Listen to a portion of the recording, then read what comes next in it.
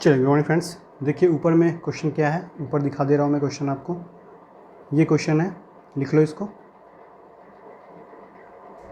आई तो इसके जस्ट पहले वाले लेक्चर में हमने क्या देखा था? इसके जस्ट पहले वाले लेक्चर में हमने देखा था कि 5 और 6। अब इस वाले लेक्चर में हम लोग क्या देखेंगे? Stokes theorem 7 and 8। ठीक है, स्टोक थ्योरम देखेंगे हम लोग 7 और 8। अगर 7, ये देखो ये क्वेश्चन है, ये क्वेश्चन अगर मैंने बता दिया आपको तो समझ जाओ कि यही क्वेश्चन को समझने में आपको बहुत ज़्यादा टाइम लगेगा। ठीक है, आज स्टोक थ्योरम बताएंगे, उसके बाद हो सकता है कि अगले लेक्चर में हम क्या बताएं? गॉस थ्योरम बताएं, क्योंकि एक लेक्चर में ये संभव नहीं है, बस एक ही एग्जाम्पल है।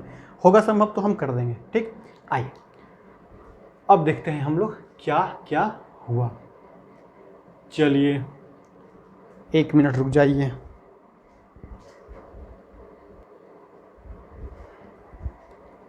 चलिए अब ठीक है। अब क्या करना है, देखो ध्यान से, अब बस ध्यान से समझ लो। हमें कह रहा है find the integration of F dot D R by Stokes theorem.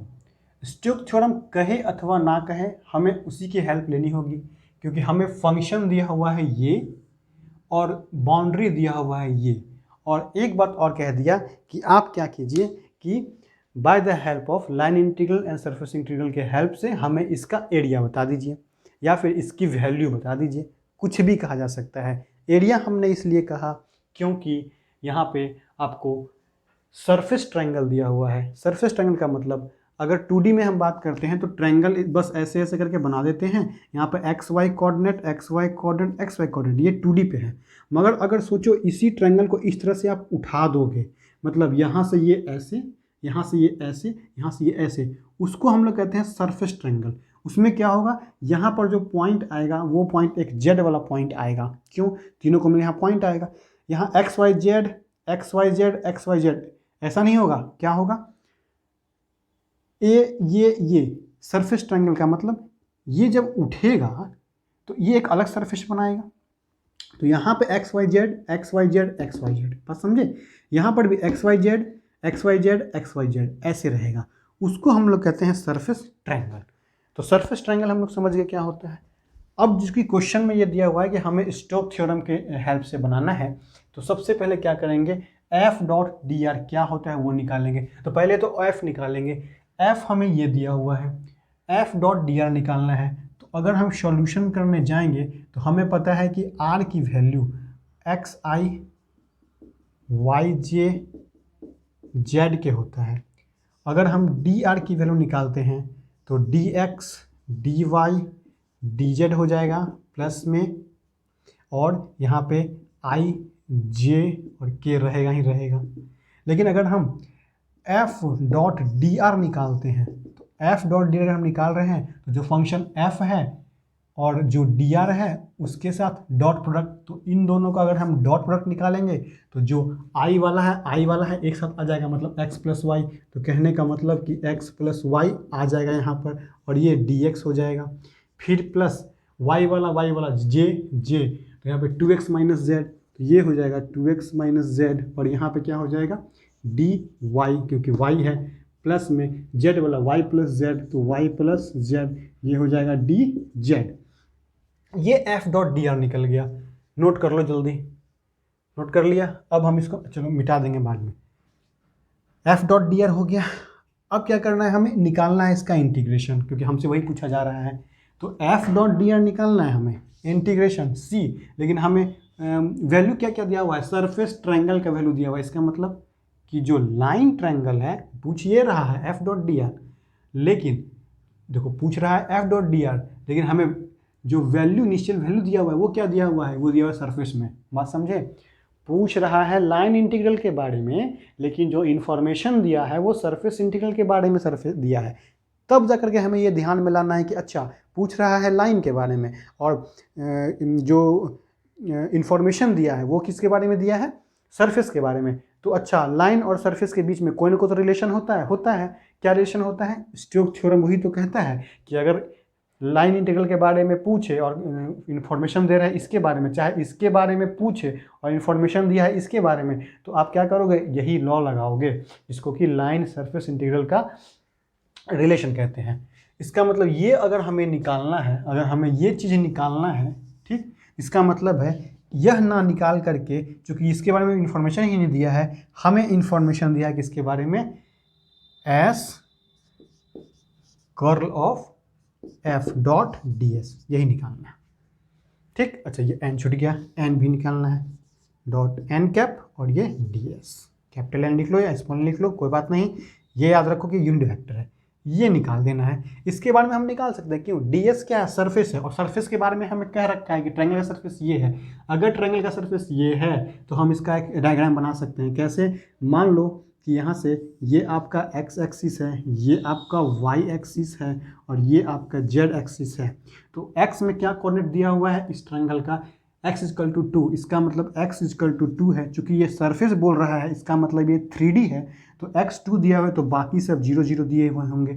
y में दिया हुआ है y 3, तो y अगर 3 दिया हुआ है तो x 0 होगा, y 3 होगा, z 0 होगा। z में अगर 6 दिया हुआ है तो x और y 0 होंगे, z 6 होगा। और यही तीनों को जब हम मिला देंगे यहाँ से तो ये क्या बन जाएगा, एक ट्रायंगल बन जाएगा, जो कि सरफेस ट्रायंगल कहलाएगा। ये देखने में ऐसा है मगर समझ लो कि ऐसे ऐसे ऐसे करके उठा हुआ है, ठीक है, ये सरफेस ट्रायंगल बन गया। अगर ये सरफेस ट्रायंगल बन गया तो किसी भी एक सरफेस को हम ले लेंगे, हो जाएगा। सरफेस ट्रायंगल अगर बन गया तो सरफेस का हम क्या करेंगे, इक्वेशन लिख लेंगे। पहले तो हम क्या करेंगे, सरफेस का इक्वेशन लिख लेंगे। हम ये इसलिए करना चाह रहे हैं क्योंकि हम एन तक पहुँचना चाह रहे हैं। देखो एफ तो हमें दिया हुआ है, एफ तो हमें दिया हुआ है, अगर हमें f दिया हुआ है तो कर्ल ऑफ f तो हम निकाल लेंगे, कर्ल ऑफ f तो हम निकाल लेंगे।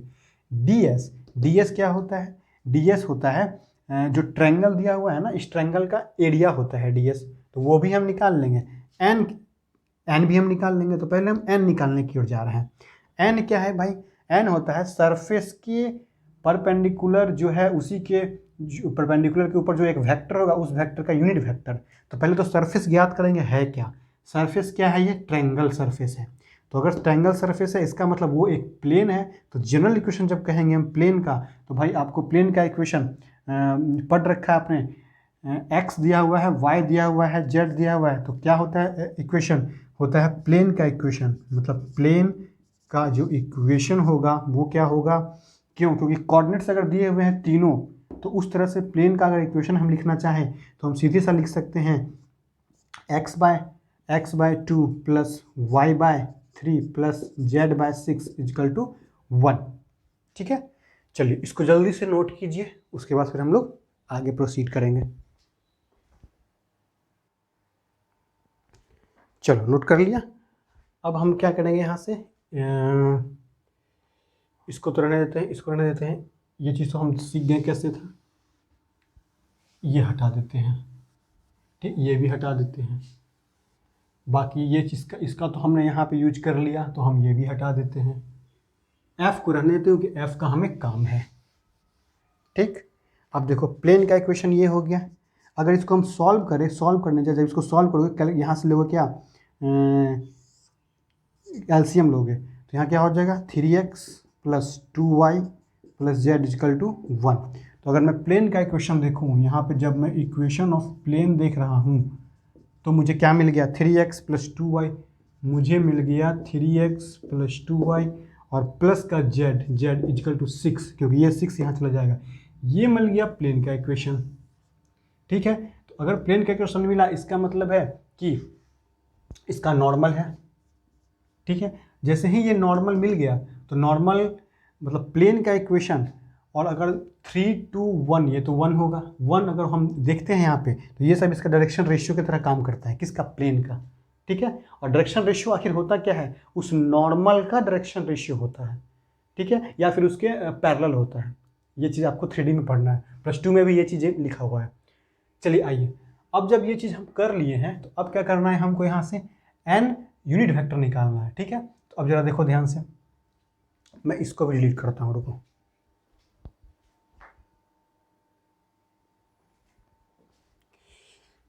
बहुत गर्मी है भाई। चलिए हो गया, इसको हटा देते हैं, इसको भी हटा देते हैं,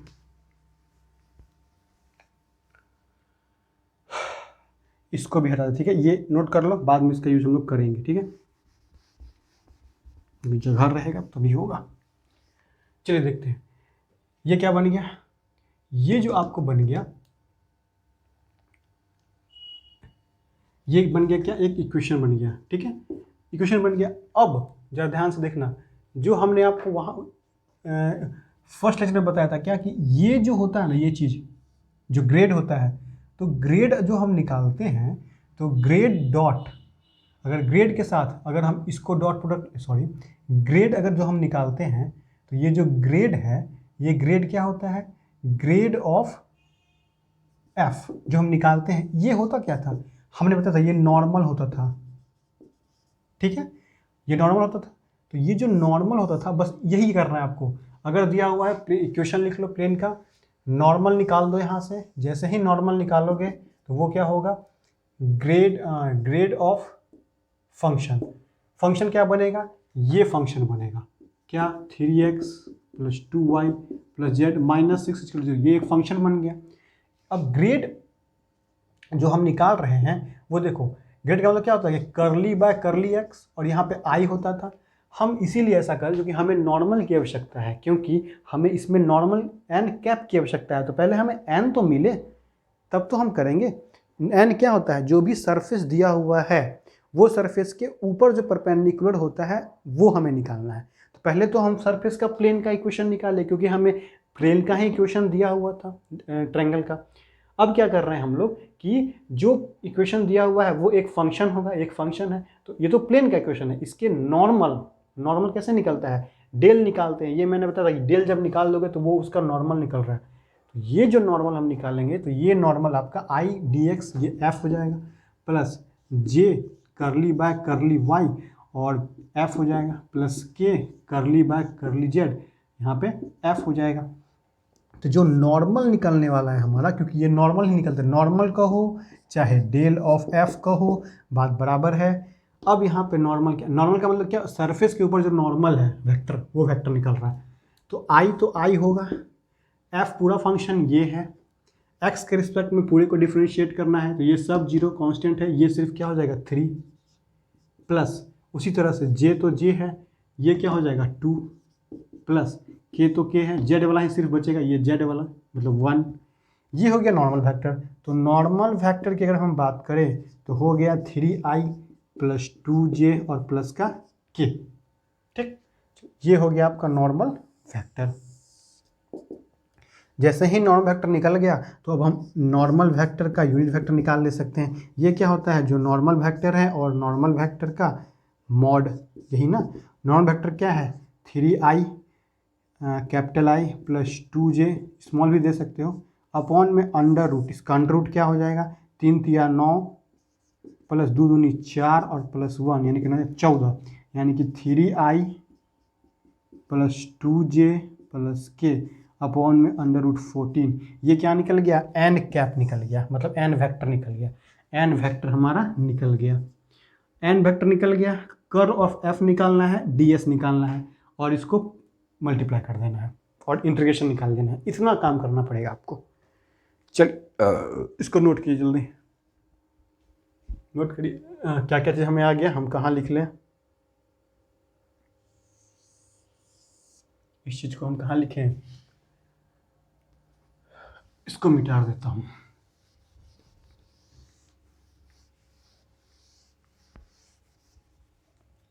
यहाँ से एफ मिल गया हमको, एन कैप हमको मिल गया, क्या मिल गया, देखो capital I capital J capital किस लिए लिख रहे हैं, क्योंकि हम इसको वेक्टर कैलकुलस में यूज कर रहे हैं इसलिए। नहीं तो हम ऐसे भी लिख सकते हैं कि डिवाइड में अंडर रूट 14। ठीक, ये हो गया आपको एन वेक्टर। अब क्या निकालना है, ds। ds कैसे निकलेगा, ध्यान से देखो, ये जो आपको दिया हुआ था, अब हम क्या निकालने जा रहे हैं, ds। ठीक, ये निकल गया हमारे पास। ds रहेगा तब तो, ds क्या होता है, ds को अगर हम इंटीग्रेट कर दें, अच्छा चलो इसको बाद में देखेंगे कैसे निकलेगा, क्या निकलेगा। पहले तो देखते हैं, पुट करते हैं कर्ल ऑफ f, हमको चाहिए कर्ल ऑफ f। तो कर्ल ऑफ f तो हमें पता है कि i था, j था, k था। यहाँ पे क्या था, करली बाय करली x, करली बाय करली y, करली बाय करली जेड। यही था। यहाँ पे क्या आता था, जो फंक्शन दिया हुआ है उस फंक्शन का आई जे के वाला टर्म आता था, तो ये और ये आएगा, तो यहाँ क्या आएगा, x प्लस वाई आएगा, यहाँ पे क्या आएगा 2x माइनस जेड आएगा, और यहाँ पे y प्लस जेड आएगा, यहाँ पे y प्लस जेड आएगा। ठीक है, यही चीज़ आएगा। इसको कर लो कैलकुलेट, i को रखो, ये खत्म, y के रिस्पेक्ट में इसको डिफ्रेंशिएट करोगे तो ये 1 ये 0 सिर्फ बचेगा 1, z के रिस्पेक्ट में इसको करोगे तो ये 0 ये -1 ये -1, ऐसे हो गया। फिर माइनस का j देंगे, अब जब j दे दिया तो ये ख़त्म और ये ख़त्म, तो इसको करेंगे किसके, x के रिस्पेक्ट में 0, फिर माइनस इसको करेंगे z के रिस्पेक्ट में 0। चलिए आगे आइए, प्लस का k देंगे, k दोगे ये ख़त्म ये ख़त्म, इसको करेंगे x के रिस्पेक्ट में तो सिर्फ 2 आएगा, क्योंकि 2x है, 2 ख़त्म 1 1 तो 2 हो जाएगा सिर्फ, z का तो 0। इसको करेंगे y के रिस्पेक्ट में तो 1 होगा, तो ये 1 हो गया। एक्चुअली आ क्या गया, ये तो ये माइनस माइनस खत्म 0 हो गया, ये भी 0 हो गया, सिर्फ बचा क्या 2k बच गया, ये 2k बच गया, मतलब जो यहाँ से कर्ल ऑफ f जो हमने निकाला वो 2k बच गया। ठीक है, चलो इसको नोट कर लो। जैसे ही नोट जब कर लेंगे तो अब हमें क्या निकालना है, अब हमें निकालना है ये चीज़, चूँकि हमें निकालना था तो f डॉट डी आर, लेकिन हमें दिया हुआ था इन्फॉर्मेशन इसका, किसका, कर्ल, ये इसी के तो बराबर होता है कर्ल ऑफ n वेक्टर और ds, यही तो होता है, यही होता है। चलिए अगर ये होता है तो अब जरा ध्यान से देखो, equal to curl of f कितना आया था, 2k आया था, डॉट निकालना है n वेक्टर क्या है ये, इसके साथ डॉट कितना 3i प्लस में 2j प्लस में k, यही तो होगा, और अपॉन में कितना √14, और यहाँ पे क्या था ds था, ds क्यों है, इंटीग्रल के लिए ds है। अब जब इसको तुम 1/14 1/√14 ये आ जाएगा बाहर, इंटीग्रेशन ऑफ, चूँकि ये डॉट प्रोडक्ट है तो i वाला टर्म नहीं है 0, j टर्म नहीं है 0, k टर्म है तो k सिर्फ 2, ये हो जाएगा सिर्फ 2 और ds। ठीक है, ये 2 को बाहर ले आओ तो 2/√14 integration of ds, integration of ds ही बचा सिर्फ। ds का मतलब क्या है कि अगर इंटीग्रेशन का मतलब सम, अगर हम टोटल सरफेस को लिख दें तो यही तो डिनोट कर रहा है ये टोटल सरफेस, यानी कि 2/√14 इंटू ये टोटल सरफेस का मतलब क्या कि एरिया ऑफ ट्रायंगल, तो हमें निकालना है क्या, area of triangle, area of triangle निकाल लेंगे, यही इसी की वैल्यू होगी एरिया ऑफ ट्रायंगल। क्यों, ds का मतलब कि सरफेस, छोटा छोटा सरफेस जब हम निकालेंगे एक बड़ा सरफेस बनेगा, बड़ा सरफेस हमें क्या दिया हुआ है, ट्रायंगुलर सरफेस दिया हुआ है जो क्वेश्चन में दिया हुआ था, और जो इस तरह से क्वेश्चन बना था x y z, ये जो सरफेस बना था ये तो ट्रायंगुलर सरफेस बना हुआ है। इस ट्रायंगल, अब ये तो ऐसे है लेकिन बेस देखो, बेस क्या है, ट्रायंगल ही तो बना हुआ है, बेस ट्रायंगुलर बना हुआ है। अब उसी ट्रायंगुलर को हम इंटीग्रेट कर देंगे तो छोटा छोटा पार्ट को इंटीग्रेट करेंगे तो बड़ा पार्ट मिलेगा, हम वही तो निकालते हैं, लिमिट यहाँ से यहाँ तक पुट करते हैं, मतलब पूरा काम सरफेस निकाल रहे हैं। अब यहाँ पे हमें सरफेस एरिया निकालना है, तो एरिया ऑफ ट्रायंगल, नीचे वाला ही ट्रायंगल है, सरफेस ट्रायंगल का हो या एरिया ऑफ ट्रायंगल का हो, इंटीग्रेशन ऑफ dx का पूरा ही मतलब है कि अगर हम किसी तरह इसका ट्रायंगल निकाल लें तो हो जाएगा काम। ठीक है, तो अब ट्रायंगल निकालने के लिए देखते हैं कैसे होगा। देखो ट्रायंगल कैसे निकलता है, पहले तो ये नोट कर लो, मतलब इसकी वैल्यू ये सब करने के बाद हमारे पास आ गया 2/√14, एक मिनट,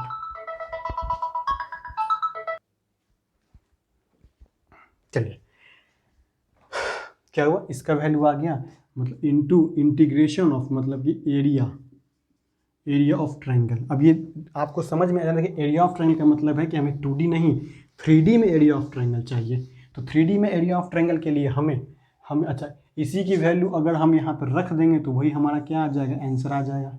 ठीक है, तो अब हमें क्या प्राथमिकता हो गई कि एरिया ऑफ ट्रायंगल कैसे निकालेंगे।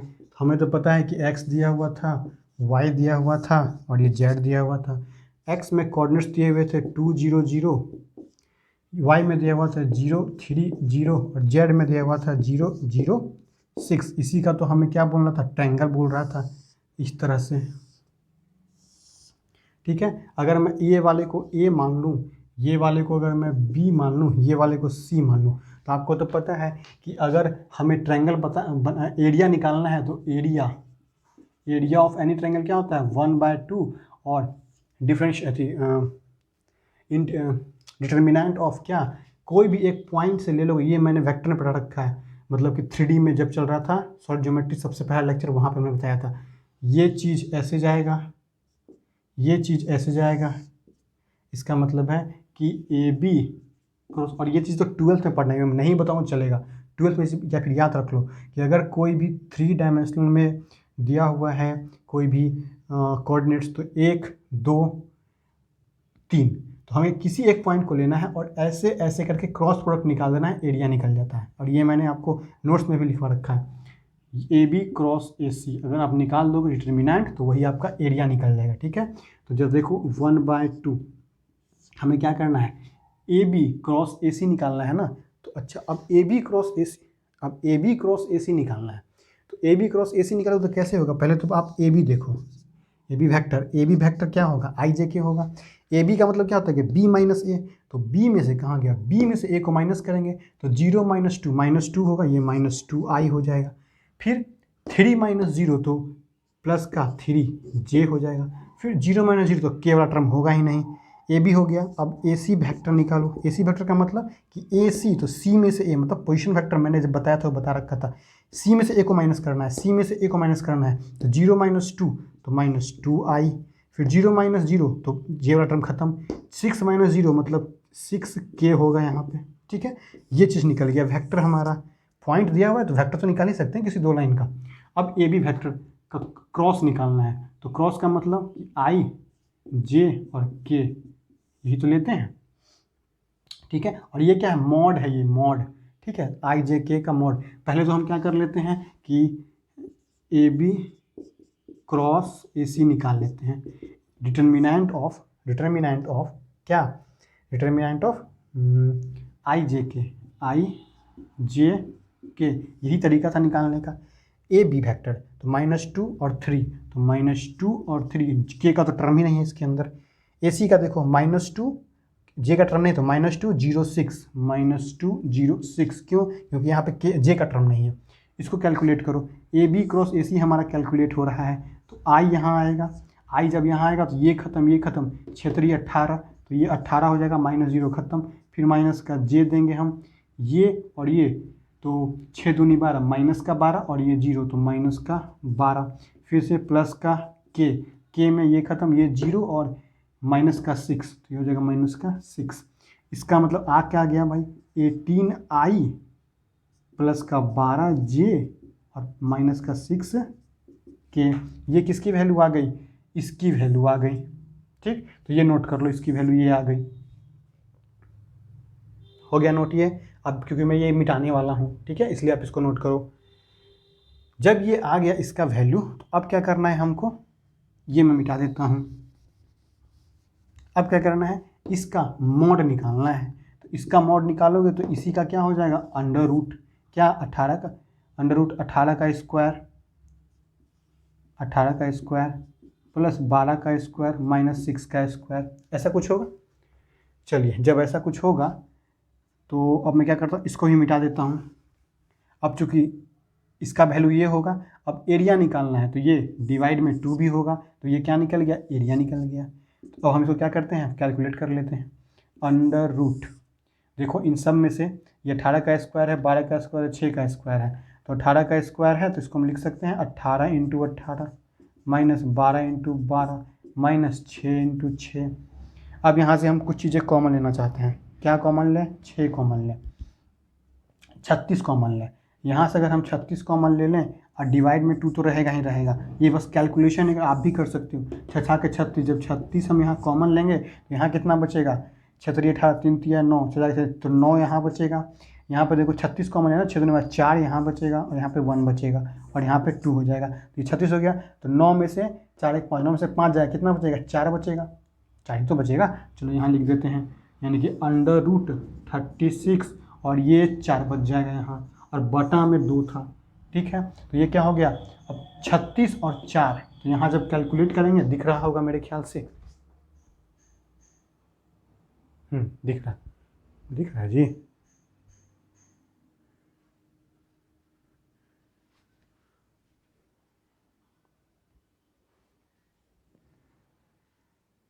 दिख रहा है।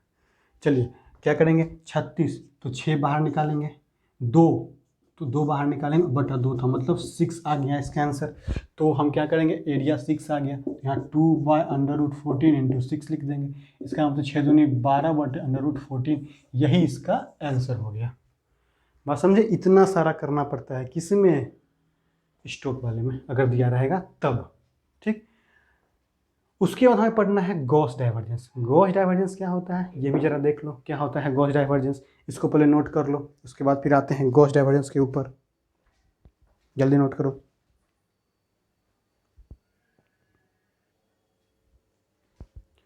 चलिए, गॉस डाइवर्जेंस देखने से पहले मैं कुछ बातें बता देता हूँ। अभी जो मैं आपको लेक्चर दे दूंगा, ठीक है, अब ऐसा नहीं है आपको कि लेक्चर लो और सुस्त पड़ जाओ। अभी आपका पीक पॉइंट है, ठीक है, अभी आपको क्या करना है, आराम आराम से हर चीज़ को पढ़ना है, ठीक है, शुरू से लेकर रिवीजन करो, टाइम टेबल बनाइए, रिवीजन ज़्यादा, अगला लेक्चर कम। ठीक, गॉस थ्योरम में हमें क्या बताना है, ये थोड़ा सा लंबा चला जाएगा, इसलिए इसको नेक्स्ट लेक्चर में हम रखेंगे, ठीक है ना। चलिए, तब तक यहाँ तक आप लोग नोट कीजिए, उसके बाद फिर हम आते हैं नेक्स्ट लेक्चर में गॉस डाइवर्जेंस के साथ, क्योंकि यहाँ ट्रिपल इंटीग्रेशन है, 3 बार इंटीग्रेशन करना पड़ेगा, थोड़ा सा हमें टाइम लगेगा उसको बताने में, ठीक है ना। चलिए, इसको नोट कीजिए।